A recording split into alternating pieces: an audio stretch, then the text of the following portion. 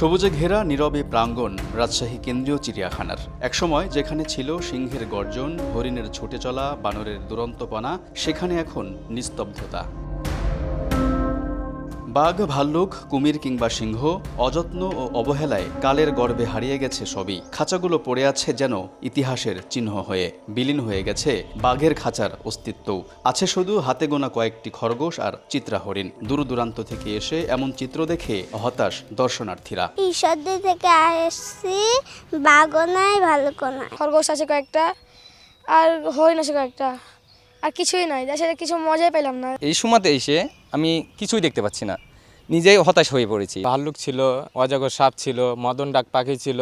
স্থানীয়দের প্রশ্ন, পশু পাখিগুলো গেল কোথায়? উত্তর নেই কারো কাছে। শুধু পশু পাখি নয়, গাছ কেটে কিংবা অবহেলায় ধ্বংস করা হয়েছে চিড়িয়াখানার প্রাকৃতিক সৌন্দর্য। বদলে ফেলা হয়েছে এর নাম। চিড়িয়াখানার জায়গা দখল করে নির্মাণ করা হয়েছে নভ থিয়েটারের বিশাল ভবন। কংক্রিটের পশুর অবয়ব বসিয়ে এর রূপ দেওয়া হয়েছে পার্কের মতো। এখানে অনেক পশু পাখি ছিল, ওনারা বাইরে কোথায় নিয়ে গেছে সেটা আমাদের ধারণা নাই।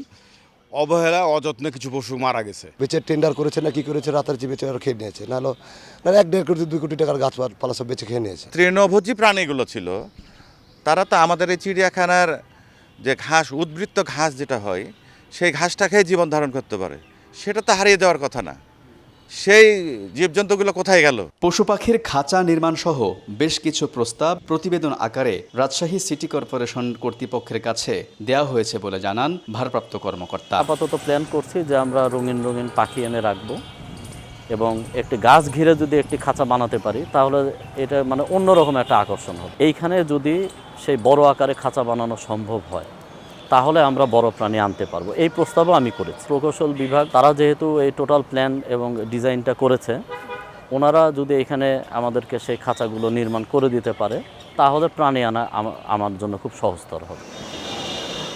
একসময়ের প্রাণচঞ্চল এই স্থানটি আজ জনমানব শূন্য।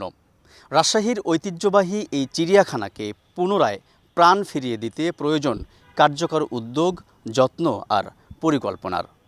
যেন আবারও এখানে ছুটে আসে শিশু কিশোর সহ সব বয়সী দর্শনার্থীরা, জেগে ওঠে আবারও এই আনন্দ ভুবন। আলতাফ হোসাইন, সময় সংবাদ, রাজশাহী।